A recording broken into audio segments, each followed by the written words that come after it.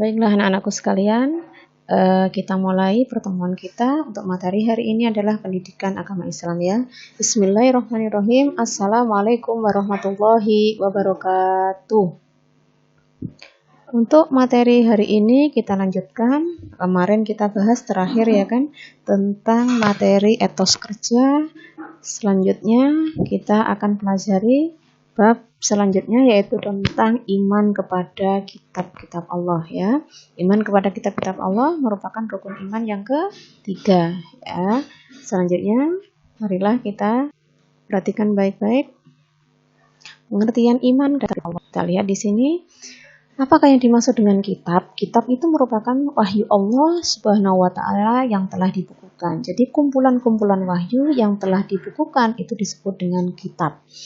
Maknanya adalah bahwasanya meyakini dengan sepenuh hati bahwa Allah SWT telah menurunkan kitab-kitabnya kepada para rasul untuk disampaikan kepada umatnya sebagai pedoman hidup atau petunjuk bagi umat manusia agar dapat meraih kebahagiaan di dunia dan akhirat. Jadi fungsi dari kitab itu sendiri adalah sebagai pedoman hidup agar sebagai petunjuk manusia sehingga manusia tersebut bisa meraih kebahagiaan di dunia dan akhirat. Ini pengertian sedikit mengenai kitab-kitab Allah ya. Selanjutnya kita akan lihat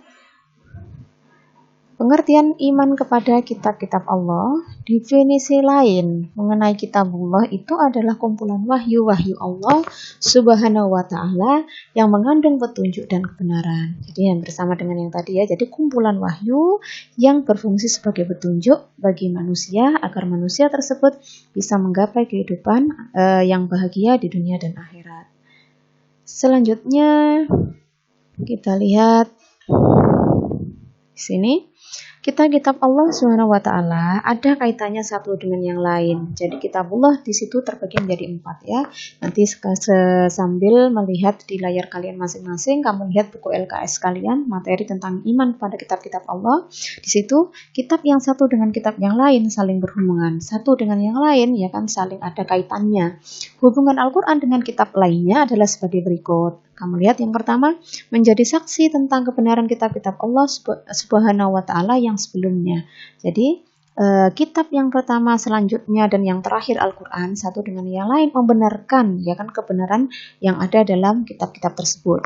Kemudian menjawab dan menyelesaikan perbedaan-perbedaan pendapat para penganut agama. Jadi dari awal Taurat, kemudian Zabur, yang ketiga Injil, dan yang terakhir adalah Al-Qur'an. Jadi satu dengan yang lain dari awal sampai akhir masing-masing kitab tersebut memiliki kaitan sehingga menjawab dan membenarkan kitab-kitab yang sebelumnya. Kemudian kita akan bahas selanjutnya. Kita lihat mengoreksi kitab ya.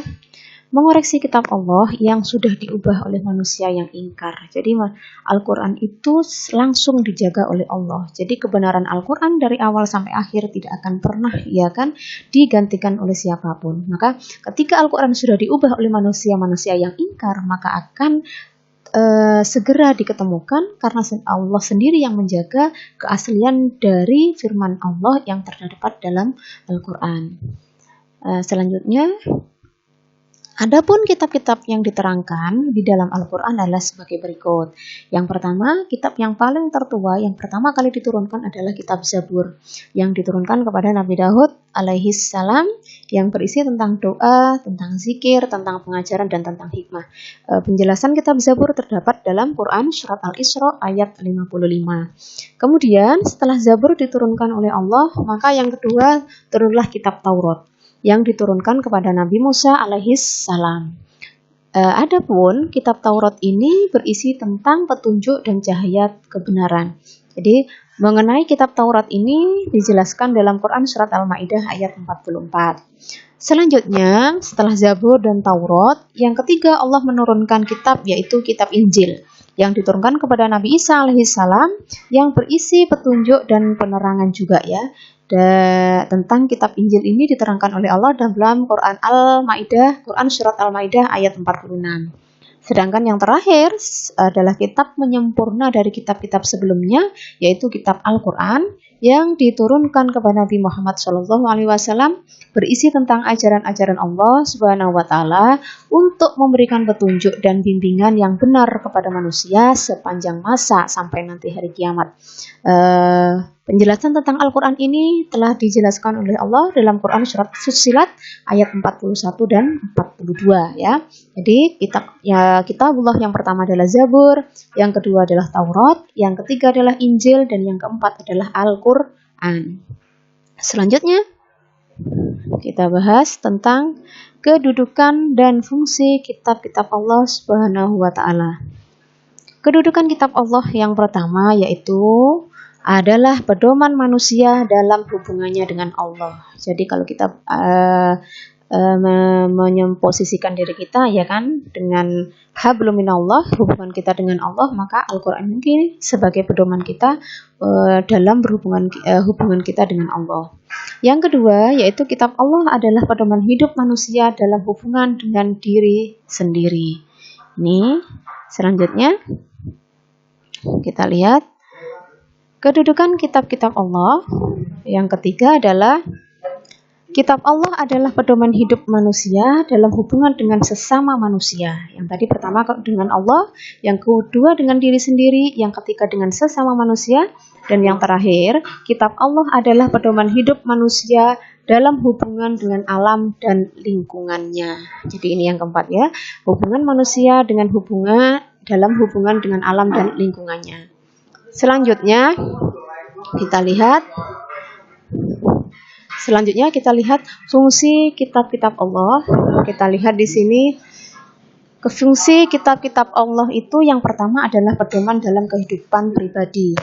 Kemudian yang kedua pedoman dalam kehidupan bermasyarakat, dan yang ketiga pedoman dalam kehidupan berbangsa dan bernegara. Jadi fungsi-fungsi ini ya kan yang kita pahami, kehidupan pribadi yang pertama, yang kedua kehidupan bermasyarakat, dan yang ketiga kehidupan berbangsa dan bernegara. Jadi ingat-ingat ya, fungsi kitab Allah yaitu pedoman untuk kehidupan pribadi, kehidupan bermasyarakat, dan yang ketiga adalah kehidupan berbangsa dan bernegara.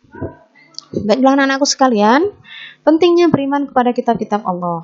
Kita lihat di sini, mengapa kita harus beriman kepada kitab Allah? Agar fungsi-fungsi kitab Allah dapat dibuktikan dalam kehidupan, maka satu, kita harus meyakini dan mengimani segi-segi akidah yang ada dalam kitab Allah.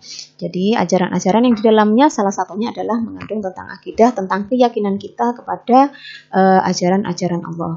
Yang kedua, mematuhi perintah dan larangan serta mempraktekannya dalam perilaku sehari-hari, baik terhadap diri sendiri maupun terhadap orang-orang yang ada di sekeliling kita. Jadi di sini kita bisa memahami bahwasanya fungsi kitab Allah dapat dibuktikan dalam kehidupan kita sehari-hari. Selanjutnya anak-anak, kita lihat apa sih hikmahnya kita beriman kepada kitab-kitab Allah. Ada banyak hikmah yang bisa kita ambil ketika kita beriman terhadap kitab-kitab Allah. Yang pertama, berbuat sesuai dengan tuntutan Allah. Jadi karena itu pedoman, ketika kita mampu mengimani, kemudian kita memahami serta mempraktekkan, maka di sini kita mengikuti pedoman tersebut ya kan yang ada dalam Al-Quran, sehingga kita ya kan mengikuti tuntunan itu sehingga kita dijauhkan dari kesesatan ya. Yang kedua, membuka cakrawala iptek, karena sebenarnya Al-Quran itu adalah gudang dari ilmu Al-Quran, memahami pedoman ya kan, maka di dalamnya juga terkandung ilmu pengetahuan dan teknologi. Yang ketiga, tidak terjerumus kepada perbuatan maksiat, karena di dalamnya ya kan terdapat ya kan petunjuk-petunjuk mana yang diperintahkan dan mana yang dilarang, sehingga kita terhindar dari perbuatan yang buruk, yaitu salah satunya adalah maksiat. Yang keempat, menjadikan kitab Allah sebagai rujukan dalam perundang-undangan. Kitab ini lengkap, isinya adalah semua tentang aspek kehidupan. Salah satunya adalah tentang hukum, tentang perundang-undangan.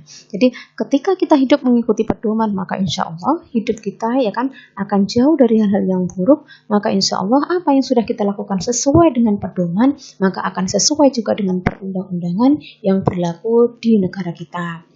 Dan yang terakhir, hidup selamat dunia dan akhirat. Pedoman ini sebagai ya kan tuntunan kita hidup, baik hidup di dunia dan akhirat. Kalau kita sudah mengikutinya, maka kita akan selamat, kita akan bahagia, kita bisa akan menikmati kehidupan kita di dunia dan akhirat. Nah, di sini selanjutnya ada beberapa contoh perilaku yang mencerminkan atau bentuk aplikasi dari kesadaran beriman kepada kitab-kitab Allah ya. Ada banyak. Kita lihat. Seseorang yang sudah memiliki kesadaran beriman kepada kitab-kitab Allah akan terlihat pada perilakunya.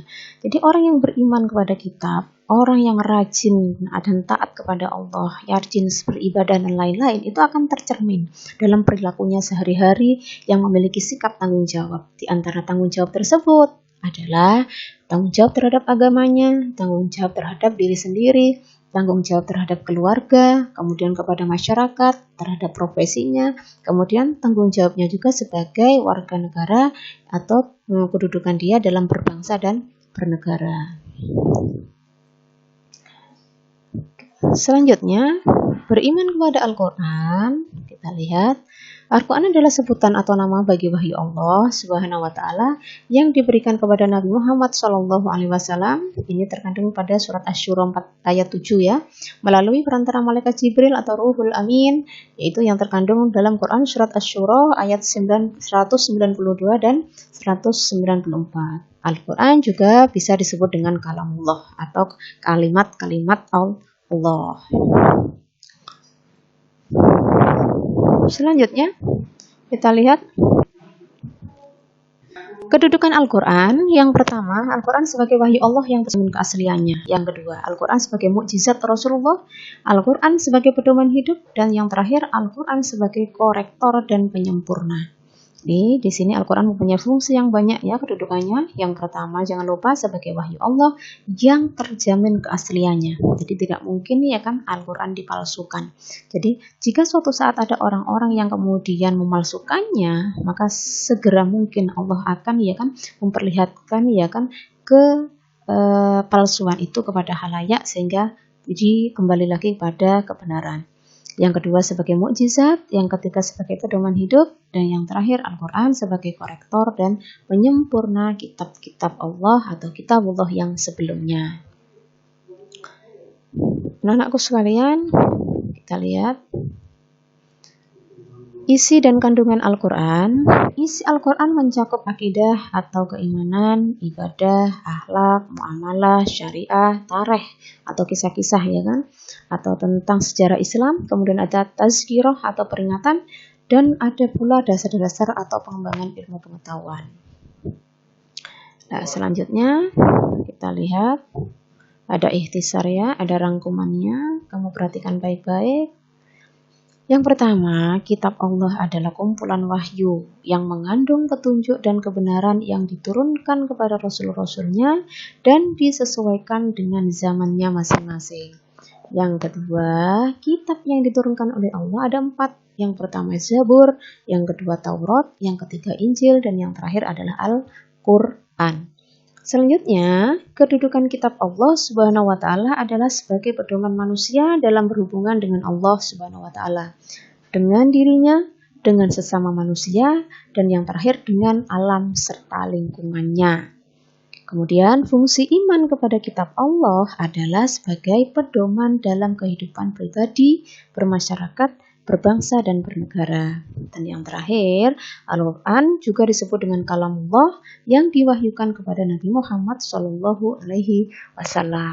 Ini beberapa yang bisa kalian pahami mengenai tadi pembahasan kita, yaitu iman kepada kitab-kitab Allah ya.